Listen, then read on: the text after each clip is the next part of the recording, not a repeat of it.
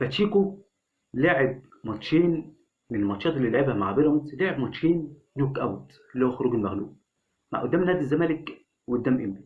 قدام نادي الزمالك في قبل النهائي بتاع كاس مصر خلص الماتش 1-1 في الوقت الاصلي ولعبوا بلينات. وماتش انبي خلص 1-1 ولعبوا بلينات. كلنا عارفين المدرسه البرتغاليه بتلعب ازاي. المدرسه البرتغاليه بتقفل، قفل الجيم، العب على هجمات مرتده، العب على تفاصيل صغيره، كرات ثابته، ضربات ركنيه، علي جبر طبعا محظوظ على النادي الاهلي في الماتشات الاخيره، خلي بالنا من الجزئيه دي.